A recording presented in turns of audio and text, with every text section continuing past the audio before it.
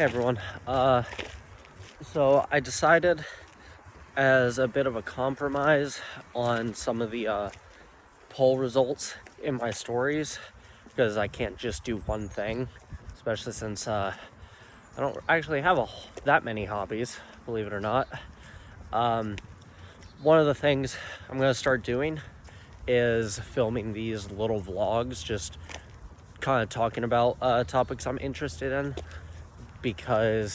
and also like fitness and stuff, which falls into that, because that's a little bit easier to do consistently than putting like learning new songs or something like that with my keyboard, because I'm actually not very good objectively. I don't mean that in like a self-deprecating way. I'm just like actually not like super skilled with music stuff, so it's hard for me to pick up songs. They have to meet certain criteria for me to be able to play them at all, and I have to be able to find them in a certain way, and it takes a lot of practice, which is fun, and like it's fine, but it's not something I can do like super quickly. And also, I find myself going out for walks very often because I just enjoy physical activity. And as I mentioned in a couple previous things, just having a step tracker and aiming to get a certain consistent average step count is like one of the single best things you can do for your health and fitness. Getting getting like 10,000 or like 7,500 to like 12,000 steps a day at like a kind of ballpark number is super beneficial for all sort of metrics of health, and that's like spread throughout the day, and just like on average. Other types of physical activity, of course, are great, but if you could do that, super good. And it means I can multitask and just kind of ramble, which is pretty easy for me because I guess I love the sound of my own voice. Hopefully the one or two of you who are actually gonna watch these do too. So anyway, today the topic I wanted to talk about is kind of my mental health and fitness journey and how those two tie together in kind of broader terms, because I don't want this to be too long to be my whole walk, because literally no one is gonna watch this if it's an hour. So first off, I'll go ahead and say, mental health wise, my official this hurts. Hold on, let me switch my watch over. That's harder to hold up than I thought it would be. Okay, sorry, unprofessional. Anyway, my official diagnosis is bipolar 2 disorder and unspecified anxiety disorder, which means I have a tendency for anxious thinking and feelings of anxiety, but without it meeting all the criteria, at least from what I like talked about in the session, to be considered like one of the other specific disorders, like generalized anxiety disorder. And bipolar 2 disorder is a form of bipolar disorder, which in and of itself you're probably generally familiar with, but it basically means you have a pattern of going through long-standing two main emotional states that are not necessarily triggered by or affected by outside events or caused by substances or anything like that, that are a depression episode and a manic episode. With mania, and no, I emphasize that that's going to be important here in a second, being a time where on some sort of spectrum you have debilitatingly high levels of confidence, like low impulse control. There can be like delusions of like grandeur and invincibility. So like, for example, oh wow, my hair is getting blown all around. For example, in really severe cases of mania, someone might walk through like oncoming traffic because they genuinely believe that they are like a deity, a god. Or like go like on a sudden trip to like Las Vegas, gamble away all their money, participate in like risky sexual encounters, all sorts of stuff. And now that's bipolar 1. So bipolar 2 is basically the same thing, except the biggest difference is instead of mania, it's characterized by hypomania, like hypothermia, where it's not as extreme. The tendencies are basically just an exaggerated energy. Like in my case, I just not as much now because of I've been medicated for years now, but you essentially, instead of like staying up for days straight and like thinking you're a god or whatever, you might like have trouble thinking because of excitement.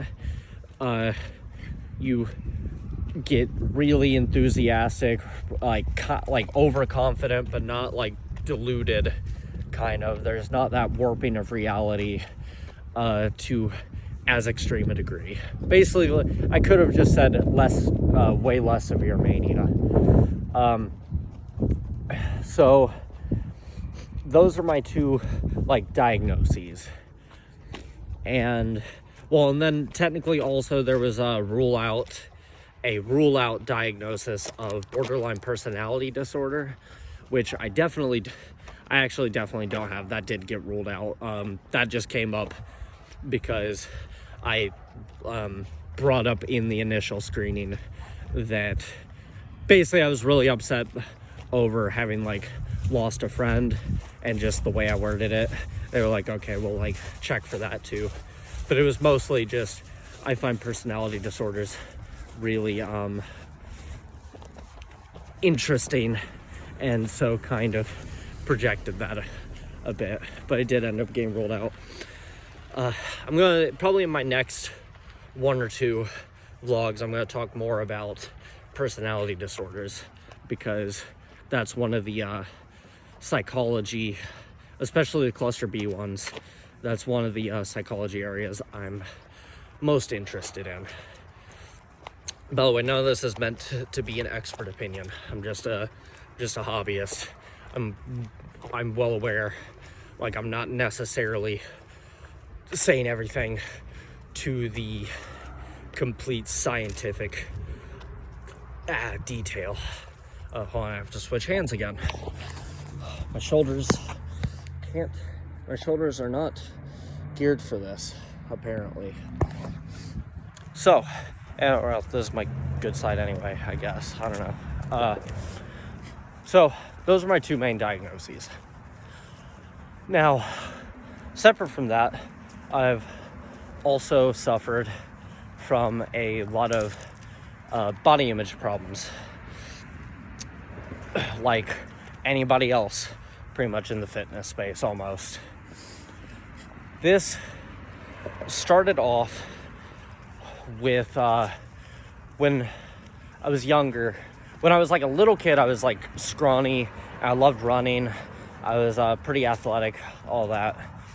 Then around the time I was in middle school, I got pretty, not like, I wasn't ever morbidly obese, but I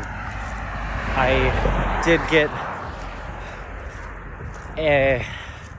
I was higher on the body fat percentage scale, and I, of course, like, and I had acne and stuff, like, really standard stuff for a kid. I'm not trying to dramatize this, but then this was already bad, especially while I was dealing with the bipolar stuff. But I then went into high school and I got involved in ROTC, which was like my biggest thing in high school. Well, because of just different people seeing potential in me or whatever, for the first time feeling like included, I really wanted to be the like absolute best at it, and best at like ROTC in general. Now, the thing is, as you would guess, a like military centered program or military adjacent program with physical fitness tests as a key component of it, when you can't do a single push-up, that poses problems. So I kind of, at the time, that's how I got into the whole fitness thing, because on one hand I wanted to be like a leader. I'd already always looked up to like heroes, I guess, and I got a bit of a complex out of that anyway, and so I wanted to be some sort of like ideal leader or whatever, and to do that, I, in my mind, needed to become like super physically fit. So that's the more altruistic side of it that I like to talk about. But then the other half of this, the more negative one that I usually don't really discuss with these, is just wait, hold on. Let's see. Where was it? Okay. Is I also got some really, really severe self-loathing during this point. I'd get really, I would kind of like sit in my room sometimes and like pinch a roll of fat and kind of wish I had a magical knife. I want to be clear here, so it's not quite as dark. I wish I could basically just liposuction it all away. Like I hated it. I had like pseudogynecomastia going on, love handles, all sorts of stuff. And not that there's anything objectively wrong with that. I'll get to that in a little while. Don't worry. The moral of the story is not like, oh, I was medically overweight and I got in shape and so can you. If you just work hard and embrace masculinity or bullshit like that. No. This is all just about open mental health stuff. But anyway, so during that time, I don't remember all the details, but I essentially would kind of punish myself with exercise and do a lot of extreme just training, I guess. But at the same time, I didn't know anything about nutrition, so I was still eating. I thought like Bojangles was super like healthy or whatever because it was chicken, so I could just eat as much as I wanted. So I didn't really lose a whole lot of weight at first, but I would just punish myself with exercise. I got obsessive about the whole thing. Did get in way better shape because I was a beginner. But yeah, that's pretty much it. I had a really bad obsession with my body at that point. And there was, at the time, I learned most of my workout stuff from just online, just pages online. And later on, some like Athlean X videos. And I got into the mindset, I think we all do, of seeking a kind of ideal body and looking at ourselves not through an objective lens, but rather through the lens of what we are not, which is a very common cognitive bias, because we see pretty much everything automatically through some sort of a lens. But so I would look at myself, and even after like losing the weight and everything, because basically, without bogging down excessive details, by junior year I got pretty skinny. But I at the time never looked at myself in terms of like, yeah, I look this way now. Instead, I looked at it as, well, there's this guy like Chris Evans as Captain America, or some of the upperclassmen, or freaking whoever, and they're like super ripped and jacked and all that. And so instead, I would look in the mirror and just see everything I wasn't, really. And that persisted for a long time. I got better about it, but there was still like this pattern, because you could kind of look at recovering from mental health issues as less you get cured all at once, and more it's a pattern. That's literally what disorders are, is it's a pattern of thoughts or behavior. And essentially the pattern just becomes less and less and less pronounced over time, and you slowly replace it with healthier patterns. Of course, it depends on the symptoms and everything, but so I dealt with that a lot. And basically, the worst it got, I think, physically, was in probably, yeah, it was a few years back. It was like 3 years ago, where I started to do actual kind of, I don't know how to describe it, but it's probably an actual, like, I manifested something close to a actual like binge and purge kind of disorder thing, where but like exercise purging, where I was so desperate to finally get like ripped, because I gained some fat after high school and while I was in college for like a year, that I hadn't gotten like overweight again, but I wasn't like super ripped and like a couple friends of mine had made some unpleasant comments about it. That's another thing. I kind of, like all of us, I got bullied a decent bit through high school, and middle school.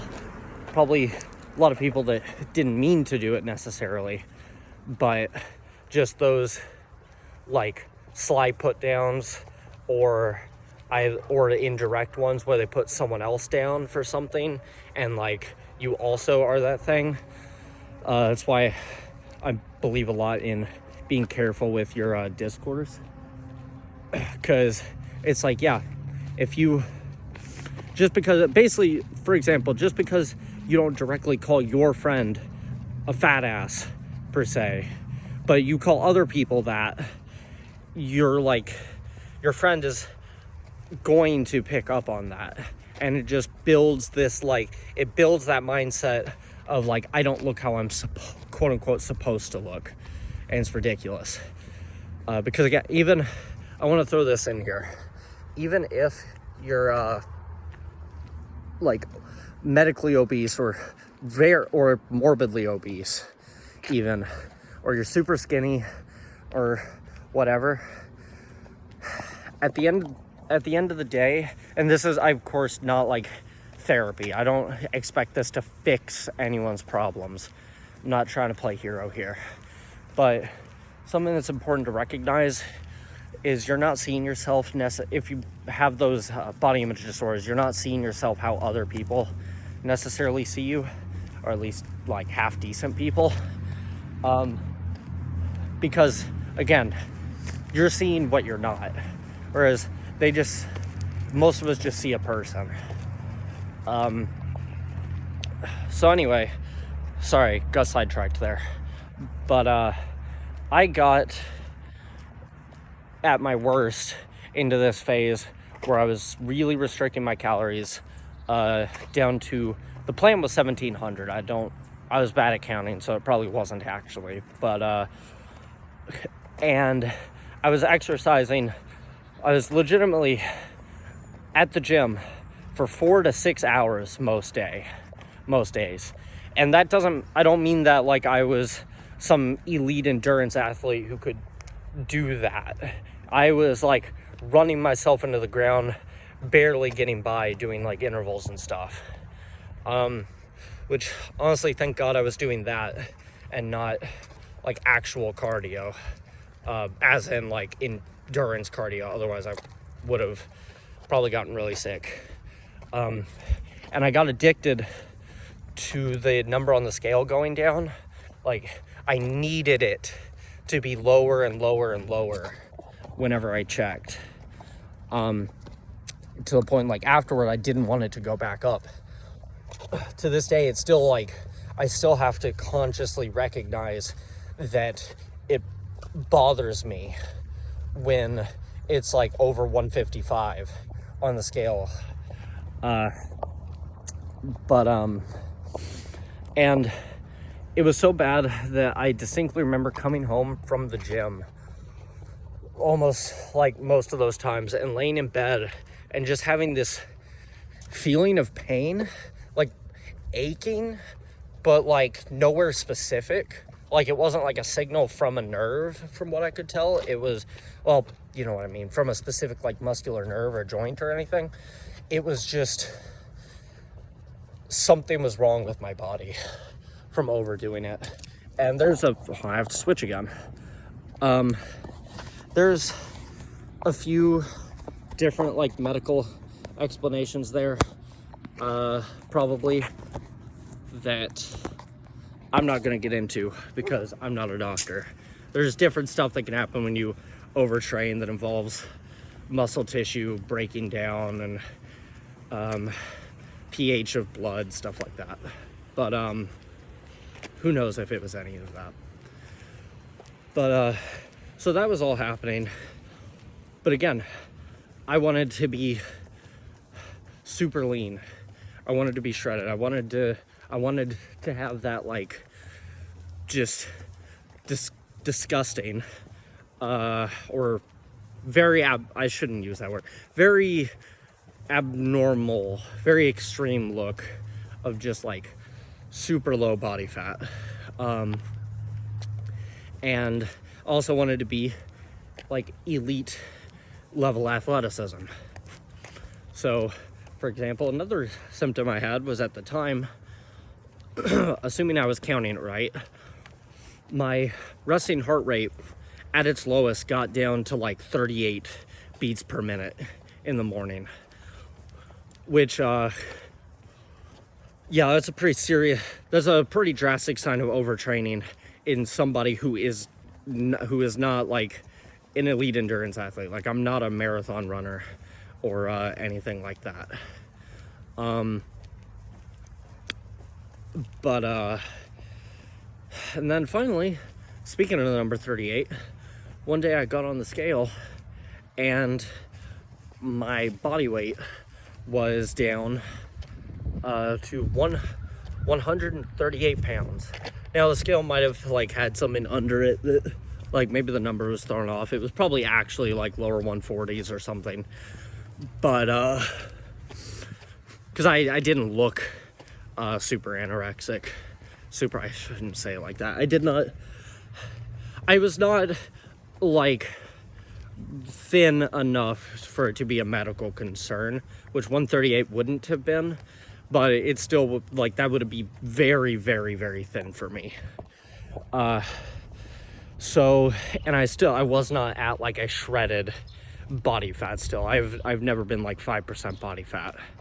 But that was my wake-up call, actually, because I saw 138, and for the first time it like scared me, because I had been at my heaviest almost 180, and that, along with these other symptoms like binging on just bland food, because I was so like hungry and just my hormones were so messed up and everything, that like I would take a bite of plain, unflavored, zero fat Greek yogurt, and it was like a delicacy to me. I really like the Food Lion brand specifically. For me, like, I couldn't stop myself, even though that's like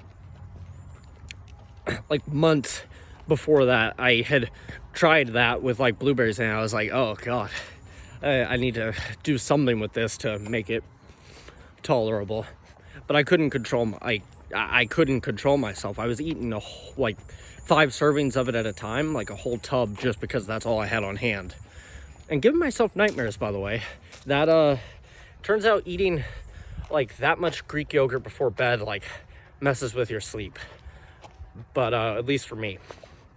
But anyway, so that's when it scared me, and I finally kind of checked out of that mindset and tried to dial myself back in, and I gained weight back until I felt normal again. I added more fats back into my diet, like nuts and stuff usually, and got back up finally to where I felt good again.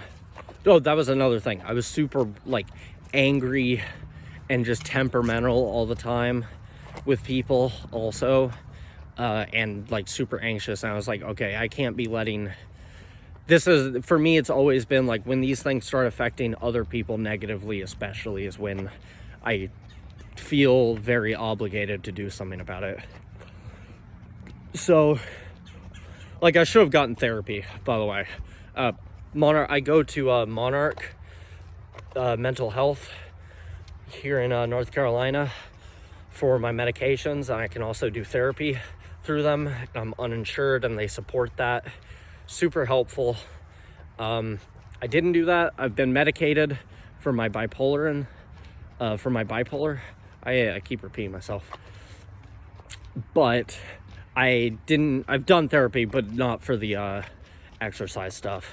It just really didn't occur to me, to be honest. But I finally got back up to a healthy body weight for me, which was usually, I feel good above 148. And from there, I still like struggled from time to time, because even to this day, it's hard sometimes to look in the mirror and like you check the mirror a bunch, and like until basically you see yourself in a lighting that you don't like, and it all starts to begin again if you don't identify it and check yourself consciously.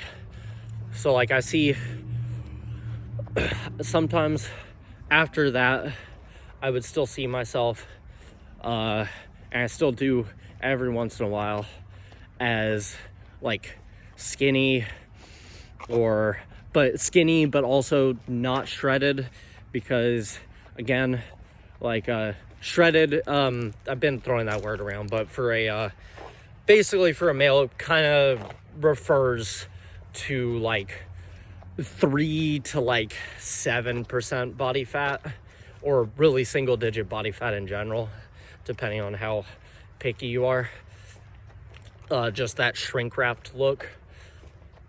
So I was never like huge muscular wise in bodybuilding terms, but I was also never super ripped either. And like I would see that, and then like I would see my abs, but like they're not popping out as much as like some fitness models or whatever, and I would take that to mean like, oh, I have to lose weight now. But I've gotten better at checking it now, because now, like I keep touching on, I can consciously see that and start identifying those patterns and be like, okay, you're thinking this because you're seeing someone who's an extreme outlier, and you're just seeing this person that you consider like ideal because they're standing out on social media and being pushed to you. And again, they're an outlier. They're like a high exception. And you're seeing how you don't match up to them rather than what you are, which in my case is I am like everything that when I started out I wanted to be. I'm lean. I'm probably like 12% body fat or so. I'm lean. I have like as much muscle as I wanted. When I was growing up, I didn't want to be like Arnold Schwarzenegger or anything. I wanted to look like freaking Leon from Resident Evil 4. Just a lean, athletic dude. I'm healthy. I exercise because I like to. And I just have to consciously remember that and not let those negative patterns of behavior of looking at things that I don't need to be looking at, both at myself and on social media. Especially because those people you see are also like they're genetic outliers. They're a lot of times on performance enhancing drugs. They're dehydrated. They only look like that for a certain amount of time. They have perfect lighting, maybe even Photoshop. And sometimes their whole life is dedicated around that, often even. And even with all that obsessiveness, they can only do it because they have the like 1 in a million genetics that let them get that lean without like freaking out, or that muscular. So that's all the body image stuff. And these days I'm doing a lot better because also, related to my anxiety, I also suffered a lot from some obsessive compulsive symptoms my whole life. Like when I was younger, it was the really stereotypical, like I'd have to check a lock over and over again, or like I had weird like blinking tics. I would wash my hands over and over and over again, like stuff with my skin, weird obsessions with cleanliness, which I, to a degree, have a little bit still. But, and as I got older, that started to focus more on just perfectionism in general, which is funny because as many of you are probably aware, this usually looks like just being super talented, and that's exactly what I wanted, because I was really insecure growing up. It's part of why for a while I was worried that I was a narcissist or something. So I really desperately needed to feel like that 1 in a billion whatever. So I became super anxious to always be like perfect at everything that I like actually did try at, usually, especially with a manic episode or hypomanic episode. And so if there was ever a way that I could convince myself I was lacking in something, I would have to step it up. With exercise, this manifested as spending way too long at the gym. Because I'd be like, for example, I'm working, let's say push today.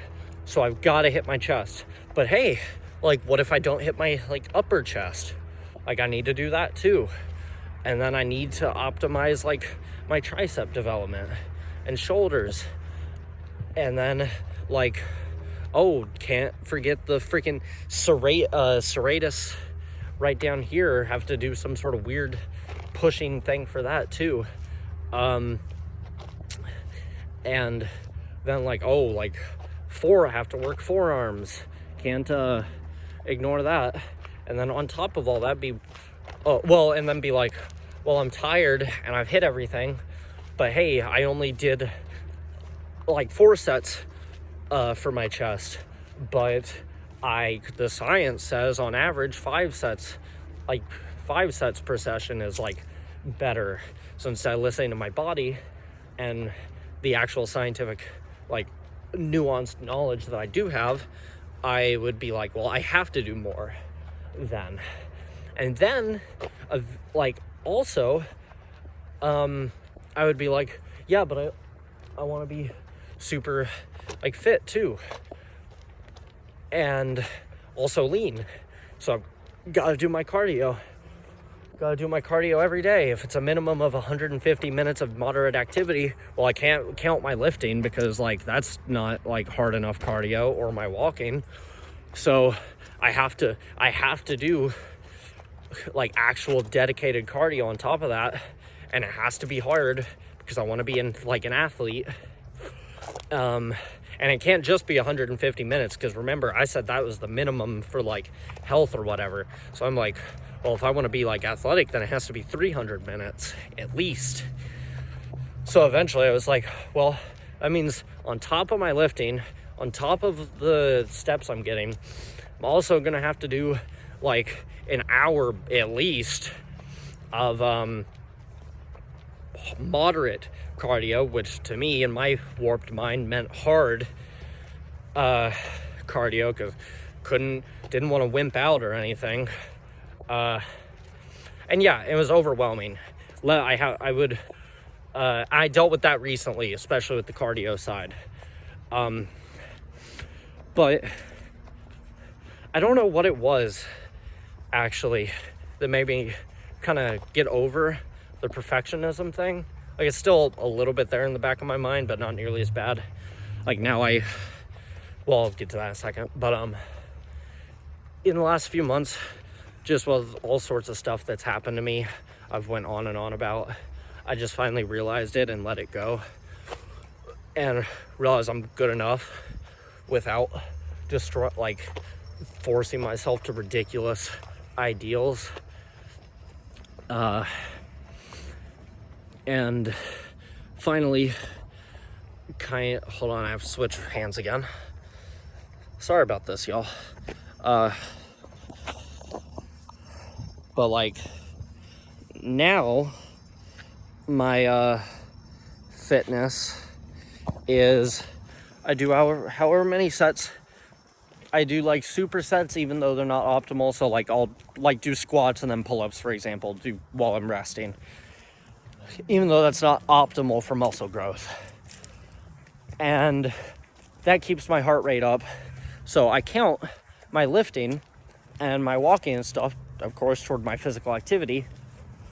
And then I do my actual dedicated cardio on the days I don't work out. So now I'm only spending like an hour, maybe depending on if I'm doing like a lot, maybe an hour and a half at the gym, compared to before. You'll notice slow decline here from 4 to 6 hours to recently it was like two or three, and now I'm finally doing like an hour, and I actually feel way better. So I feel way better, and it's probably like, especially like, yeah, I might not be quite as like fit, I'm not growing quite as much muscle maybe, but at the same time I'm way less stressed out and I can probably sleep better. So what will the net result be? Who knows? I'm probably near my maximum like athleticism anyway, so like at this point it's not a huge deal. At this point I'm mostly exercising for fun. Like I enjoy it, which I'll touch in a later video more on. If anyone's even to this point, I'll touch more on how to make exercise enjoyable. But yeah, so that's been my journey so far in a very rambling, hard to follow format. I'm doing a lot better now. I've kind of finally realized what I want to do and how I want to share it, and like kind of started really living my life more optimally. Not optimally, like started just being more genuinely myself. Maybe that's just part of growing up. 25 now, frontal lobe probably pretty developed at this point, whatever. So to wrap it up, again, if anybody got to this point, I'll give more details in other videos, but really I just wanted to get the idea down that whoever you are, no matter what you look like, while you might not necessarily relate to my story in the details, or like my identity or anything like that, it's important to remember, or to try to slowly realize that you're more than, to quote a 10th Avenue North song, you are more than like the choices that you made, the mistakes you've made, than the things that you're not, or the things that you are. Well, I guess that's a oxymoron, but you're also the impact you have on people. You are your day-to-day life, where you're just doing what you want to do and being genuine to yourself and enjoying yourself.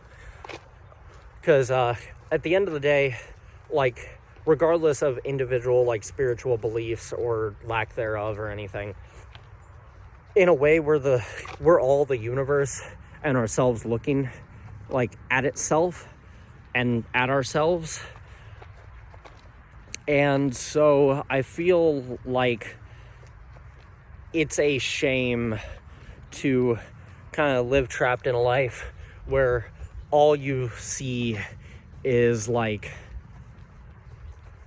what you wish you were, when in actuality it's not that big a deal. Like, sure, would it be cool to be a like famous author or professional athlete or like superhero or whatever? Yeah, it would. But at the same time, people will love you, and you can love those people just as well, with or without like ridiculous talent, is basically my point. So try to focus, I guess, on what you enjoy. I know that's easier said than done, but that's my kind of generic social media like mental health 2 cents. Well, all right, everyone. This was way too long. Like I said, I guess I like to hear myself talk. But I hope if anyone watched it, or if anyone's watching it in parts, maybe I'll try to edit it into different pieces. I hope you got something out of it. I hope you found it kind of interesting. I'll try to make the next ones a little shorter, because I'll be talking about more specific topics than just like some of my life story. But yeah, all right. And let's see, speaking of steps, 6,000, so not bad. All right, well, see y'all later.